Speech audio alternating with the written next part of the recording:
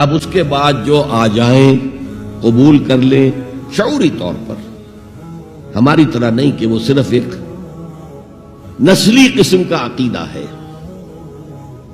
ظاہر بات ہے اس وقت جو مان رہے تھے وہ تو دل یقین کے ساتھ مان رہے تھے نا، انہیں پتا تھا ہمیں گھر بار چھوڑنے پڑیں گے،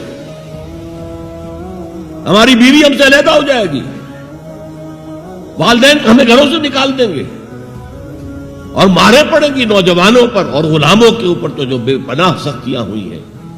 تو ظاہر ہے جب تک یقین دل میں کامل پیدا نہ ہو جائے کوئی بھی زبان نہیں کھولتا تھا کہنے کے لیے کہ اشہد ان لا الہ الا اللہ واشہد ان محمد رسول اللہ۔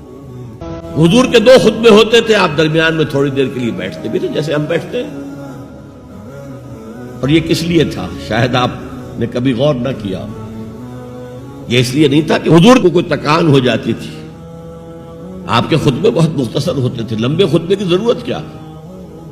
جو سامنے بیٹھے عربی ان کی زبان ہے، قرآن عربی میں نازل ہوا ہے، حضور کے قلب سے زبان مبارک سے ادا ہو رہا ہے، دلوں کے اندر جا کے اتر رہا ہے، لمبی بات کی ضرورت کیا تھی؟ بہت مختصر خطبے ہوتے تھے، لیکن پھر بھی بیٹھتے تھے۔ کیوں بیٹھتے تھے؟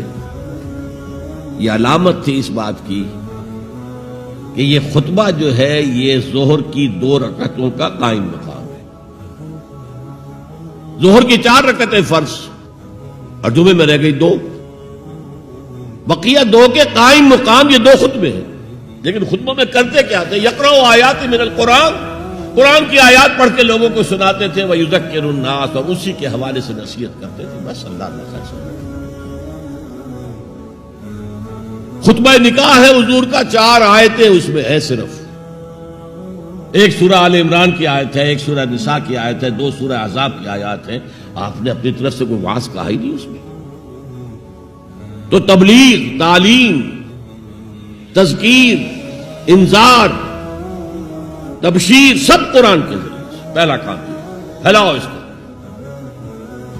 اب اس کے بعد جو آ جائیں قبول کر لیں شعوری طور پر، ہماری طرح نہیں کہ وہ صرف ایک نسلی قسم کا عقیدہ ہے۔